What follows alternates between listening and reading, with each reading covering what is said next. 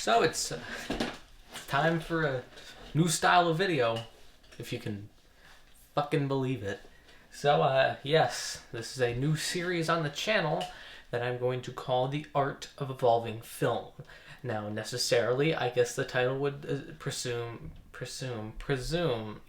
that I'd be talking about films that only evolved the filmmaking process. Yes and no. I just needed a title, and I titled the script part of this review, The Art of Evolving Film, and I was like, you know what? That's not a bad title. So we're going to keep the title, and we're going to go on and do lots of reviews like this. So this new style of video is half scripted voiceovers and half on-camera unscripted review stuff. And I'm going to have to write scripts so I don't really say anything too different from what I am going to talk about. So as you can see by the video, we are scrunched into a 4:3 kind of pillar boxed aspect ratio, just like the film we are reviewing today was shot in back in 1940. I know, I'm fucking crazy and stupid on the YouTube scene. And we're shooting it in black and white too, which is going to be what it is for the next review. But the next review will be shot full screen, just with the anamorphic letterboxing. So there you go. So the first review on The Art of Evolving Film is Citizen Kane. The greatest film of all time, the best American film of all time, the technical cinematic marvel that gave birth to the modern film. I understand.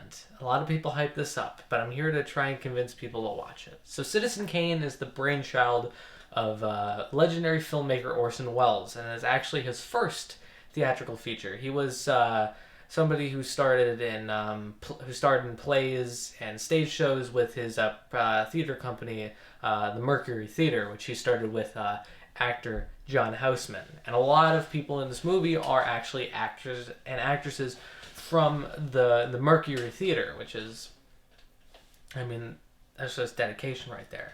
Citizen Kane is one of those movies that I find very interesting to talk about because there's different sectors to really go into. There's the filmmaking process, the film and the story itself, the characterization of the characters, the fucking troubled past or backstory behind the film, and frankly, I am going into that in the script. Here, I just kind of want to talk about the film itself, the characters, and maybe I'll go into a little bit of the technical things here and there.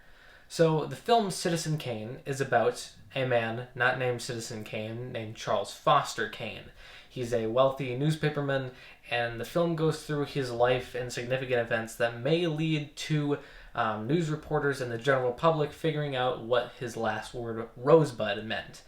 Spoiler alert, they don't figure it out, but that'll be later in the video. The film starts off with the really famous scene where he utters the word Rosebud and then dies. Like, everyone, even people who haven't seen the movie, they know of Rosebud, and they have heard of the scene, and they know the kind of context of how it goes with the snow globe and all that. That scene is very important for the rest of the film because the idea, well, just the fact that a man's dying words can push an almost 2-hour film to the best it can be is frankly amazing. So this starts off the plot, which is, I guess this is the main plot, or you could call it the B plot. Either or, it's technically the A or B plot. It doesn't really matter. Our news reporters trying to figure out what Kane's final words of Rosebud actually meant. A lot of people think it's either an ex-lover or a friend, or even maybe something from his childhood, or just some kind of inanimate object. And this is what drives the film to its non-linear standpoint. This, the part of the news reporters, that is the present day of 1940. We go back to the 1890s, or I think even further than that. I can't remember exactly. I haven't watched the film in at least a little bit. But we go back in time. So the news reporter stuff, that's the modern day of 1940. And that is where we will transition back to for the modern day look at it. When we go back in time, we're jumping between different time periods. This film obviously kind of popularized the idea of a non-linear storyline. Granted, the fact that there were many films after it that had a non-linear storyline, like many of Tarantino's films, and many films just after wanted to experiment with it. But Kane really kind of is the first one that comes to mind that's not from the more modern millennium of cinema. So it's really revolutionary in that kind of aspect. We go back to Kane's childhood and how he eventually kind of grew into wealth and was kind of basically just kind of given to the banks to be raised, which is kind of a weird thing to think that you can sign your child away to be raised by someone who works in the banks. But I guess, I don't know, 1940s, things have changed since then.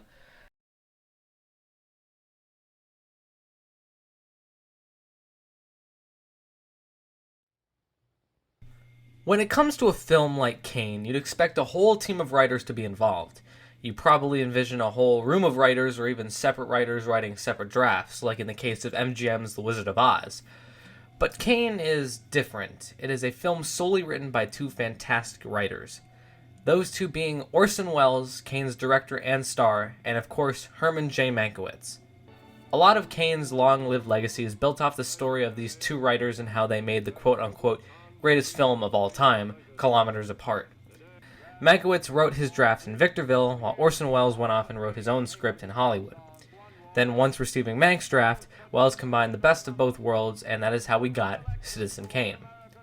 The tale goes that even though Mank had a lot of input on the film, as in giving Kane some of its best lines as well as iconic scenes that Welles would later cut down, the main example being the idea of showing Kane's first marriage with Emily Kane falling apart with their dinner table growing larger, thus showing them physically further and further apart.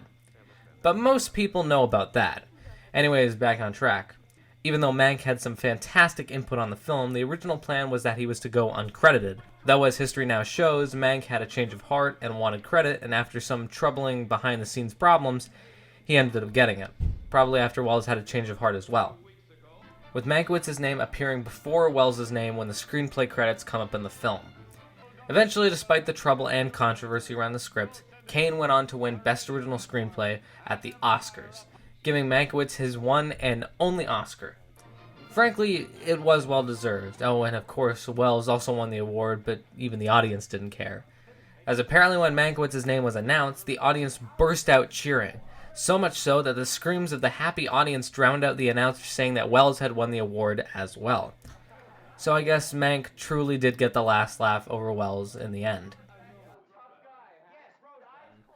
Kane, evidently, he is able to inherit a few things when come his, like, I think it was 21st birthday. He chooses the Enquirer, a newspaper company, because he quote unquote thinks it would be fun, which early in the film shows Kane's kind of more lax and more free-spirited young mindset at that point when he actually inherits the Enquirer. Kane at this point in the movie, in his 20s, is a exuberant and likable guy. He is surrounded by people who genuinely do seem to think he is a good person. Those being Joseph Cotton's character, Jeb Leland. Is it Jebediah Leland? And the other character, Mr. Bernstein, his like assistant slash friend. These three kind of build the Enquirer up to being a better newspaper than what Kane inherited. And throughout a quick montage, which again I think was also pretty what was it? What was the word? Pretty advanced for the time. It shows the sensationalism in the media that Kane was starting to build through getting the Enquirer, sensationalizing stories, blowing them up, big headlines. Basically, Citizen Kane is representing what basically that time, how news became like that, and it's mainly because of Kane's more primary influence, which was William Randolph Hearst. I go into Hearst a little bit in the voiceover section, so I'm just gonna talk slightly about it here. Hearst was very He played a big part in making more sensationalized news media, which basically helped journalism become the fucking cancer that it is now. And I think Citizen Kane represents it well through Kane and his sensationalization.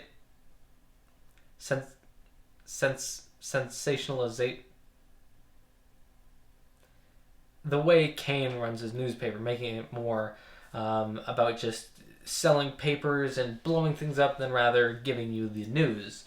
And of course, he doesn't see an issue with it because it's just more like, whatever, we're doing fine. And as he says, if each year he loses like $1 million, that means it'll take 60 years for him to lose all the money, because apparently he has $60 million in profits at the time.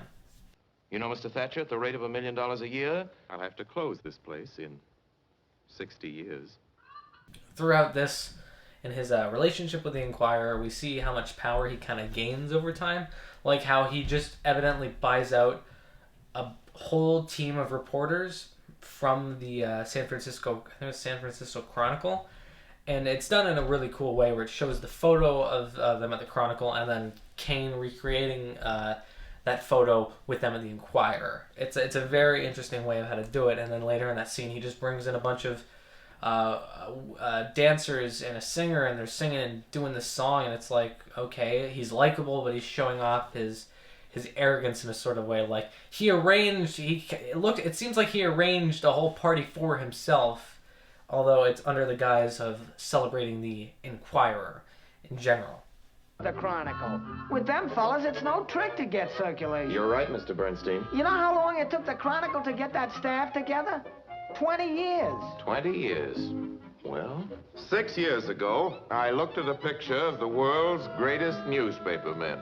I felt like a kid in front of a candy store. Well, tonight, 6 years later, I got my candy. All of it.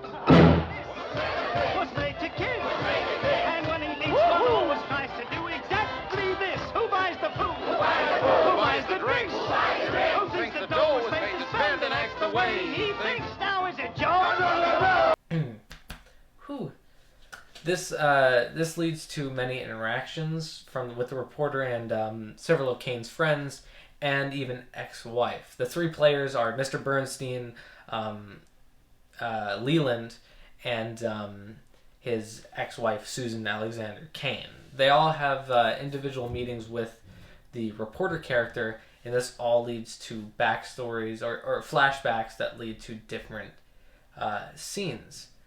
Joseph Cotton's character, Jebediah Leland, he seems very resentful of his ex-friend, and that's due to just how over time Kane's personality started to change, especially when he transitioned into the world of politics, which actually goes with his first wife.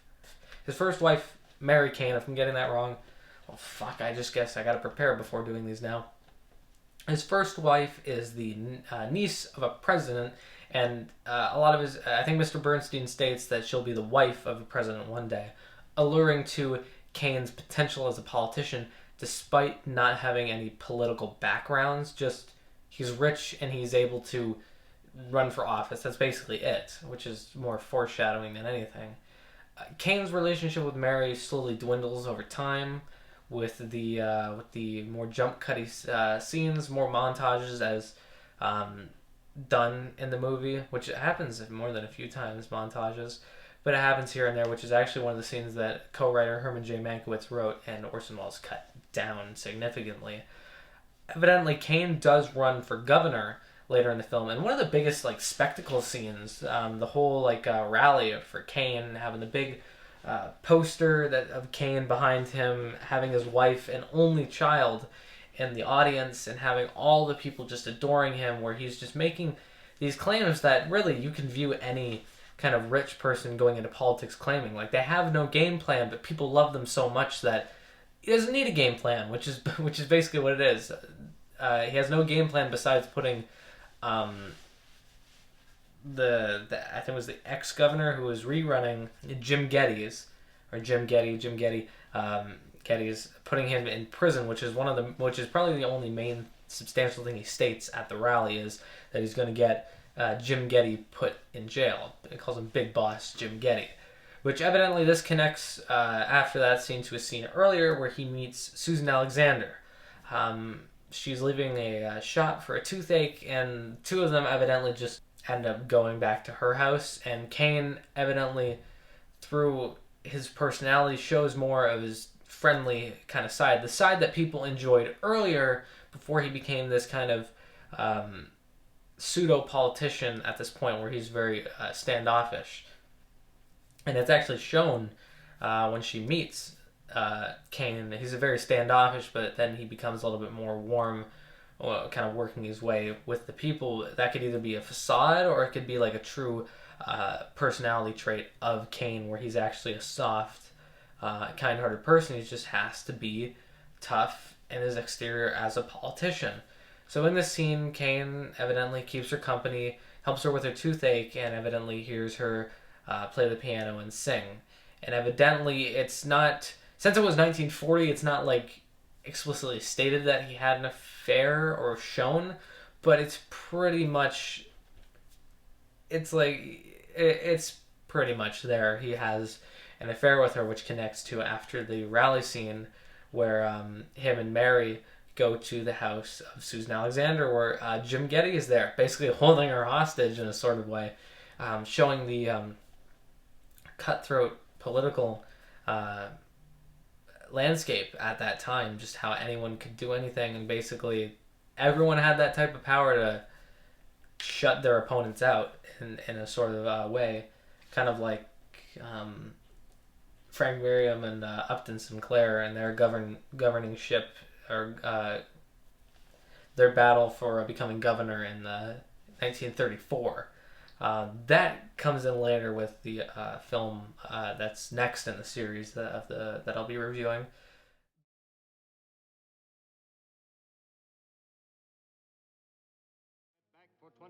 It is really no surprise to anyone who knows about American history and Hollywood history that Charles Foster Kane was based off of William Randolph Hearst, and many others, including Wells himself.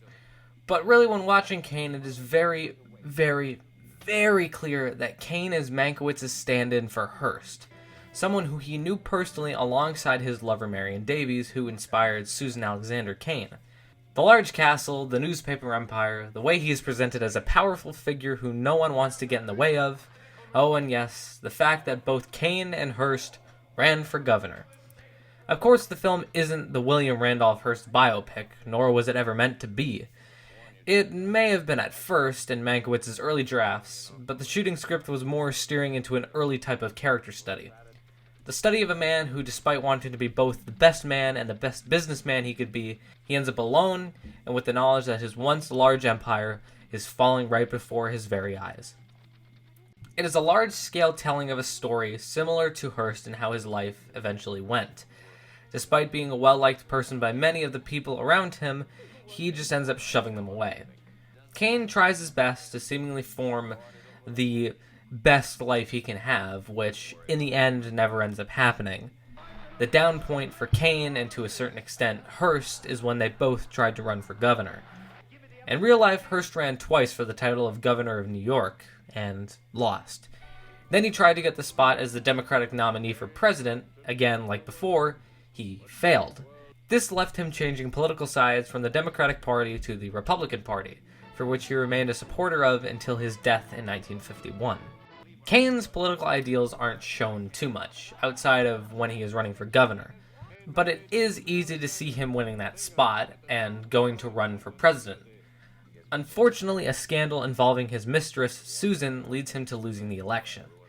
With the idealist Kane now being left in the past as a dead man, both men claimed that they spoke for the working class, and of course they seem to. But as the years go on in the film for Kane, and in Hearst's real life, this ideal seemed to leave their heads, in the same way that their sanity did, in some sort of ironic fashion.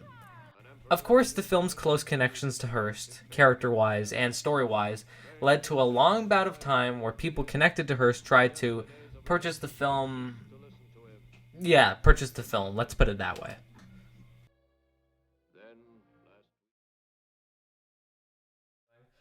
But there, Susan, it's basically like told to Mary that he's having an affair, And then bam, they get a divorce, and then evidently him and Susan get married. The thing that's not really that's not really talked about much is Kane's ex-wife and son dying in a car crash, which I think if there's one thing I think this film should have done, there should have been maybe like some emotion and guilt maybe put into Kane losing his son, his only son, because he never had any other kids in the movie. But there's not much kind of attention brought to that, at least from Kane as a character. But I mean, nonetheless, that's probably one issue that I have with the movie. So Kane evidently marries Susan Alexander Kane and puts her through show business, and again through great montages and cuts and music, it shows the kind of stress he's putting her through. She never really wanted to go into show business. This is kind of like a side thing. It'd be like if I wanted to do something with my life and I did filmmaking on the side, and then someone just kind of thrust me into filmmaking. It's like, you got talent. You got to do this. You can't choose your own path. It's basically what Kane does for her, building her own show building. And evidently it puts a strain on their marriage. And evidently it also puts a strain on Kane and Jebediah's relationship. As after the election, Leland gets standoffish and has the famous scene where he's drunk and tells him that that he wants the people to love him on his terms. Like, they can't love him any other way. You don't care about anything except you. You just want to persuade people that you love them so much that they ought to love you back. Only you want love on your own terms. So that puts a strain after the election night. And then evidently Leland's harsh review of Susan's shows basically breaks the relationship. Kane finishing the review that Leland was writing before he passed out drunk basically ends. It's the ending of the relationship, even though Kane's trying to prove something that he can follow through with something that personally affects him and his relationship with his wife, which that even strains it a lot more through in and throughout. And evidently Kane begins to build his big pleasure pad, Xanadu, which is a stand-in kind of for Hearst Castle. It's the big castle that neither he nor Susan needs, but he builds it for Susan for some reason. This is where a lot of the great kind of open room cinematography comes in, with these vast areas and these long shots between Susan and Kane to show physically even more distance than was shown with him and his first wife. And it evidently puts it gets so bad that, you know, it gets to the point of kind of domestic abuse, but it's just he runs everybody else like a business. He runs Susan's life like a business, choosing everything for her, and that's evidently a problem for Susan. This leads to the famous scene where she leaves him and he trashes her room, and it's showing through emotion just how Kane at this point is kind of lost. He kind of loses his way after losing the election for governor because he just doesn't know really what to do with his life. He builds Xanadu, but what's the point of building Xanadu?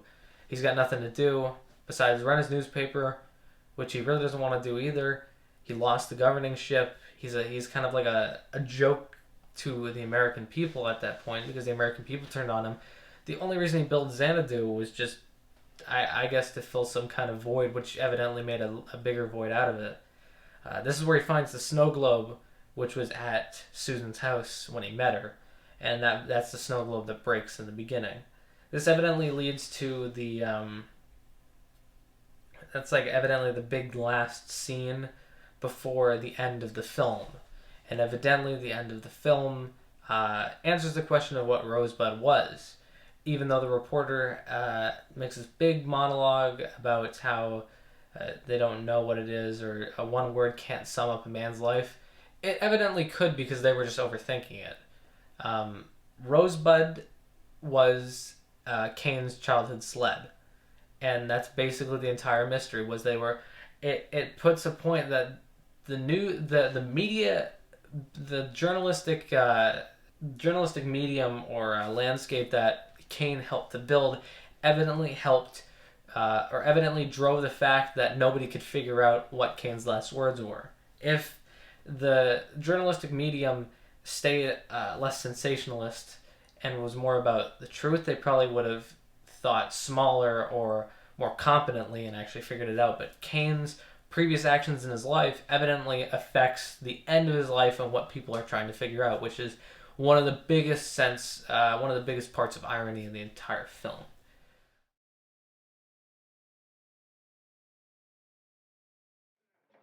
Kane, when in production, was flat out controversial, with every powerful figure in Hollywood trying to get the film in their hands. For Hearst. Of course, not to show him the film, but to fucking burn it. Yes, if everything in history went super terrible for everyone, the best film ever made would have been thrown into a fucking fire, destroying history in the process. Now, luckily, that didn't happen, as we can see the film wherever and whenever we want. But at the time, this was scary. A film by a young director being sought after by people like Louis B. Mayer, just so they could destroy every print, and a less than stellar effort to save the reputation of their famous friend. It does show how even in early Hollywood, people were very, very corrupt, actively trying their best to get whatever they wanted. This is a perfect example of being a rebel in Hollywood, and for Wells and Mankiewicz, it made it so their names would be forever remembered in the history books as the men who shook up Hollywood by making a film based around another man, who had the industry strung to his fingers as if he was the puppet master. It is what makes Kane a more interesting film than it already is. Of course, there is the symbolism, the nuanced writing, the great direction, and cinematography, but the fact that one film could make people like Mayer throw hundreds of thousands of dollars at it just in an effort to destroy it, well, that actually is really damn impressive. And it's scary, of course. These studio heads were pretty big at the time and could easily fuck anything up for anyone. But luckily that didn't happen. We will assume full management of the Colorado load, of which I repeat, Mrs. Kane, you are the sole... Kane was not too much of a financial success. It was more or less a flop due to William Randolph Hearst's meddling with the film because, he didn't want it released. It won one Academy Award for Orson Welles and Herman J. Mankiewicz for the screenplay, and lost every other Oscar it was nominated for, despite the fact that many people probably would agree that out of the movies nominated that year, it really did deserve most of the Oscars, including cinematography and even direction. They have Best Picture too. It has this great legacy as the best film of all time. It's studied in so many film schools. It's revered by so many great directors like Martin Scorsese, Steven Spielberg, Coppola, Tarantino, as one of the best films of all time, and evidently has spawned a mythos of its own. It's that one movie that the legacy outgrew the movie itself. You see the movie, and evidently it doesn't match the legacy, but that's because you have to educate yourself on so many other things to understand the legacy, the technical aspects, the backstory, the people involved, where it took everyone, evidently how many people it influenced. So basically the film isn't just the legacy is everything encompassing the film. There were many things around the movie that were subject to controversy, mainly the screenplay. Pauline Kael released her essay Raising Kane, which refuted or posed the idea that Mankiewicz wrote the entire script and Wells just took credit because he was an egotistical ass, while Peter Bogdanovich's script, The Kane Mutiny, refuted it, and even had several interviews that Bogdanovich did with Orson Welles in the 70s or 60s, where he basically said that they did equal work on the film, where Mankiewicz wrote his draft and Welles would later write his draft and put the best of both worlds together, which I equate as being they both deserve credit as much as the other one does. Mankiewicz was a fantastic writer, a great visionary. He had such great attention to detail, but so did Welles. And frankly, for a film to work with those two creative minds, you have to put the best from both scripts together, which evidently did happen.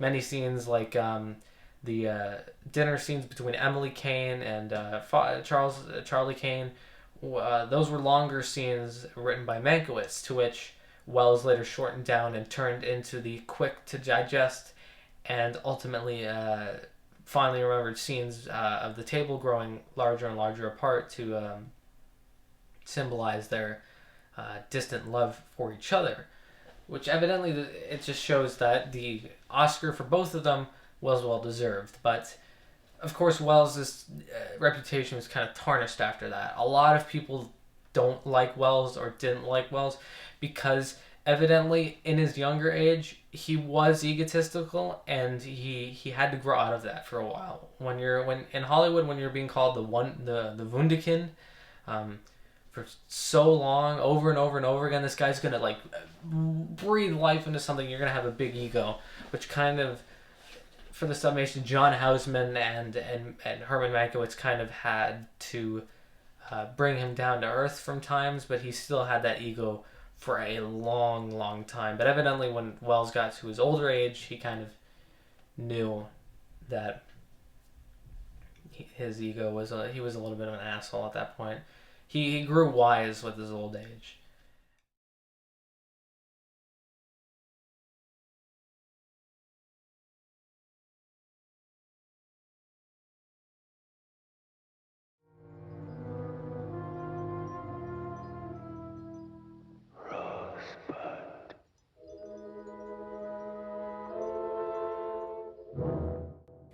The word that starts off Kane's fantastic story.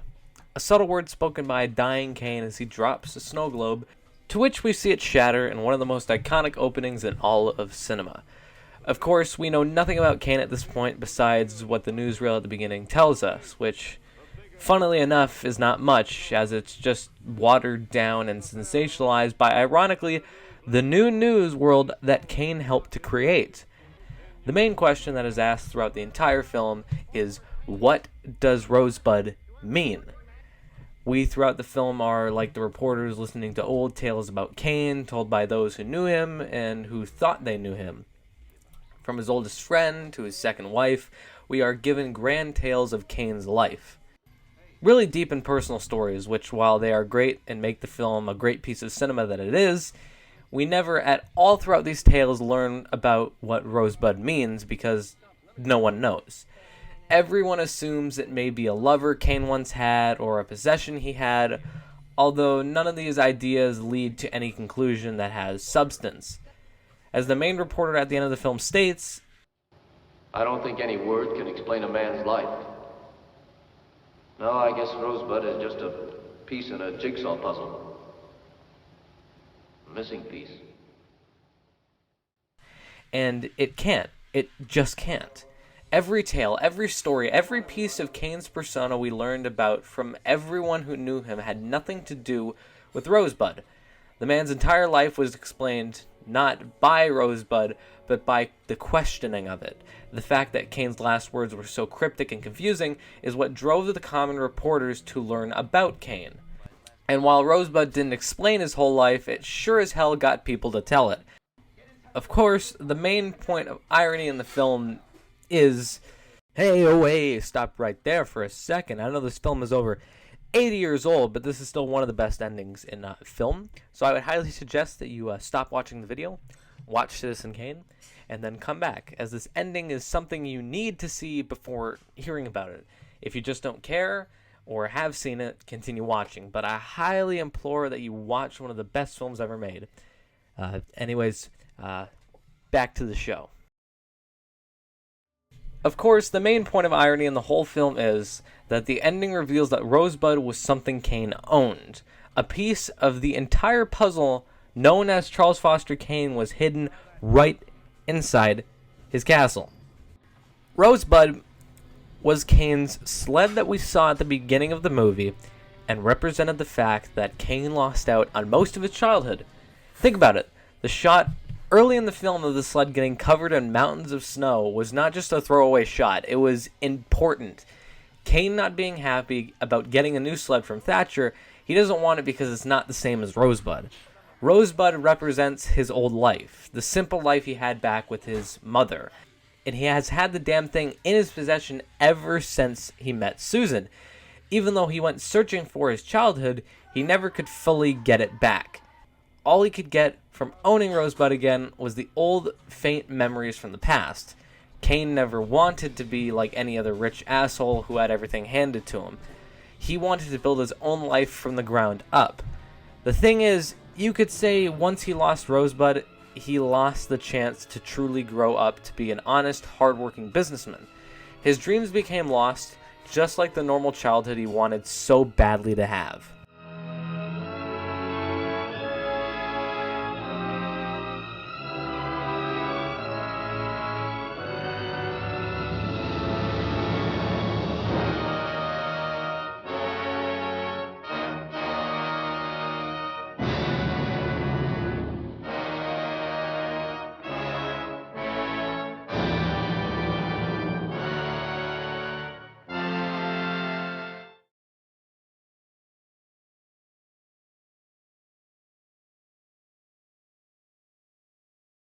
When it comes to the most impressively shot films in history, Kane is one, if not the best in cinematic history. It is a film that shows how good it is when a film takes things slow and allows the camera to linger on many details and ideas being presented through the visual narrative. Many films now, mainly superhero films, try to make it so that they don't lose your attention by swinging the fucking camera around and around and around. You know, because Hollywood thinks we're a bunch of fucking babies with the lowest attention spans ever. And remember, there's nothing wrong about a camera moving fast. Hell, it can help a narrative in many instances. But it has gone too far now, and the art of the still camera that lingers would be a lost art if we didn't have films that came out in the past little bit. Films like The Hateful Eight, Silence, Parasite, and many more to count. Citizen Kane is one of those films where the cinematography has a lot to do with why the film is so rewatchable. Not only for the groundbreaking effects and shots done for the feature, but for all the little things hidden in the background. Like the famous snow globe that breaks in the opening of the film actually being shown in the scene where Kane first meets Susan. It wasn't just a snow globe, it was Susan's snow globe. And when you actually spot that, it adds a lot more depth to the characters and their overall arcs. The large shots of Xanadu are some of the best, showing how Kane had made a literal prison for his wife to live in. Evidently, after she leaves, it turns into a prison for him. The Xanadu scenes are some of the largest set pieces in the film, with the large gaps between Kane and Susan, and of course the large fireplace sitting in the middle of the room. The large stairs Kane has to climb, alongside the amount of stuff he has piled up over the years. The artifacts he has bought, the statues, and of course all the stuff that was from his childhood. Just simply sitting there, in a room, filling it all up until there is no space left in Xanadu.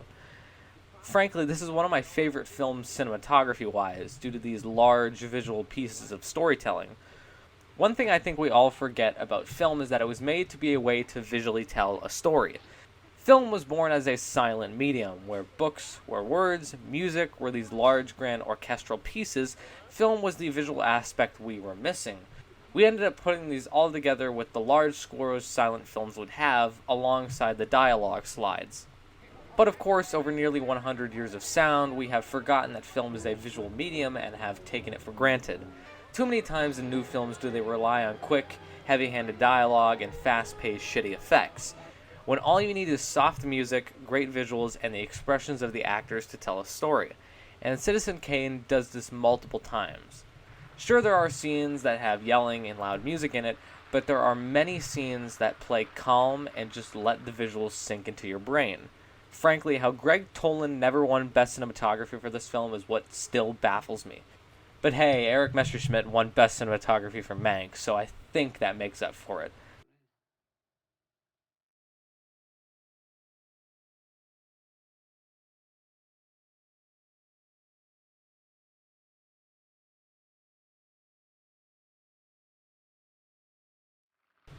Citizen Kane wasn't a big success, due to the very well-known shit William Randolph Hearst pulled behind the scenes to make sure no one saw the film. But nonetheless, it was still very critically acclaimed at the time, being well known around Hollywood for its technical achievements.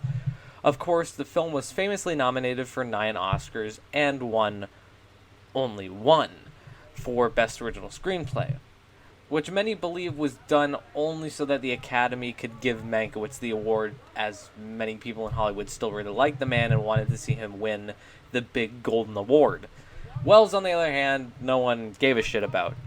It would be the only Oscar the two men would receive, as Mankiewicz would pass away in 1953 at the age of 55, and Wells would never receive another Oscar despite his career being as prolific as it could be after Kane. Of course, Wells received an honorary Oscar for his contribution to film, but he will always go down as one of the greatest filmmakers who never once received a Best Picture Oscar nor a Best Director Oscar. Orson Welles would end up passing away fairly too early on at the age of 70 in 1985. He had previously discussed making more films in the future, but sadly it never ended up happening. His last film to be fully released, though, was his film The Other Side of the Wind, an odd film that seemed to be in a way based around his career and the things that happened in it. The film was in production in the 70s, but was not finished until 2018, 40 years after the production began. The film was completed with the help of Peter Bogdanovich, who is now older than Wells was at the time of making the film. The Other Side of the Wind stands as a great milestone for the great late director, and how his legacy has more than definitely stayed strong nearly 40 years after his unfortunate passing. William Randolph Hearst would seemingly win the battle against Citizen Kane, since it didn't make enough money and only received one Oscar. He would end up passing away 11 years after the film's release in 1951 at the old age of 88. Marion Davies would stay with Hearst until his passing. She would end up getting married after Hearst died, though. Unfortunately, she would pass away only 10 years after Hearst's death in 1961 at the age of 64, leaving behind a legacy of being one of the most well-known actresses of the early Hollywood era. The Mercury Theater, where nearly all of Citizen Kane's cast would come from, would stay open for a few more years after the film's release. But it would end up shutting down in 1946, leaving behind an important legacy as it was the start of many important careers in the history of Hollywood.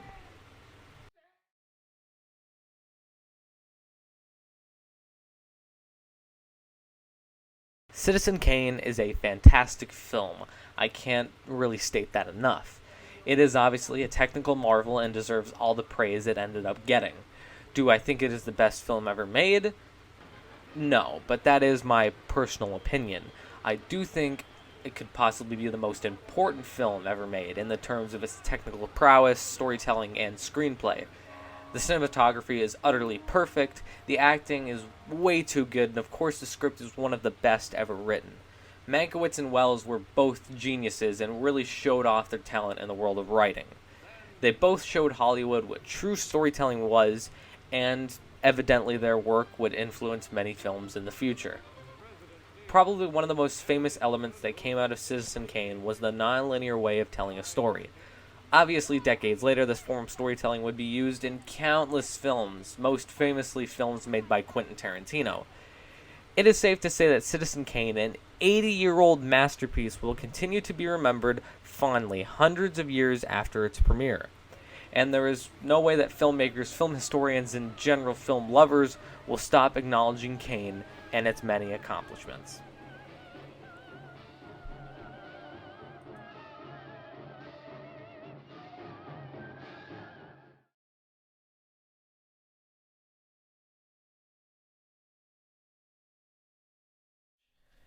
Evidently, the legacy of Kane is really warranted. It's one of the best films I've ever seen. Probably the greatest American film, not only for its technical aspects, achievements in cinematography, screenplay, directing, but for the amount of influence it's had on many people.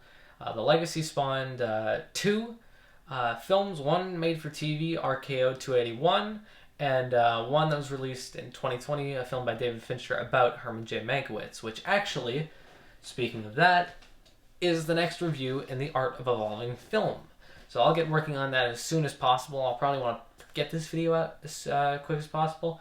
I guess this is the end of the live action portion, which means it's the end of the video, because I'll place this at the end. If you like the format of these videos, much appreciated. I do expect these videos to run longer, maybe 30 minutes plus.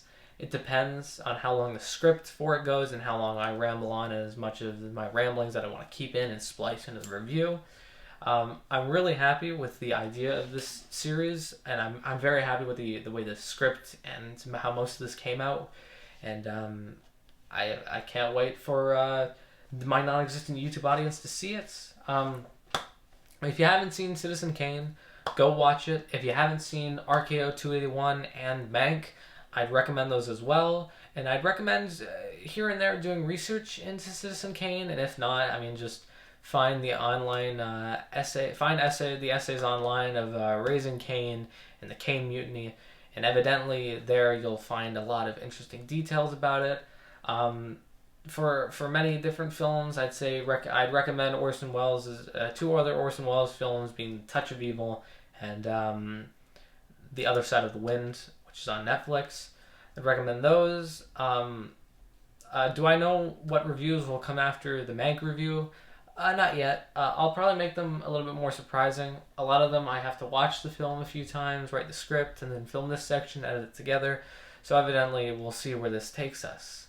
So anyways, that is the Citizen Kane review. I hope anyone who watched this enjoyed it, because I know that the 600 views at the time of filming that came from my Fuck Tariq Nasheed video will definitely not be pumped into this one, because this will be like a quarter of the views that I got from that video, because that was a trending topic. This is just a mundane film review. But anyways, I'm rambling. Citizen Kane, great film. I'll do this just for a meme. We're gonna do out of 10 stars, out of 10 stars, Citizen Kane gets 11 out of 10 stars. That is my rating. Are you happy, Spencer? Are you happy, David? If so, please go fuck off and make better videos. At least David, because Spencer's on that grind.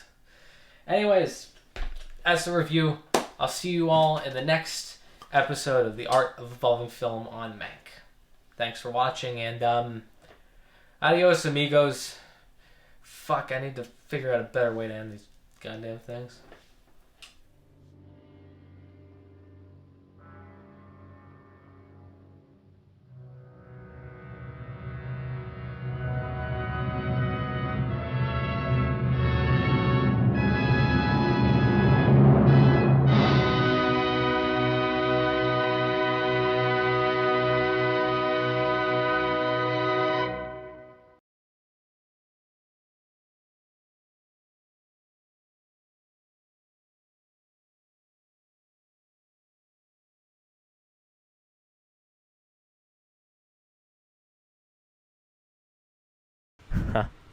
Fuck you, Nomadland.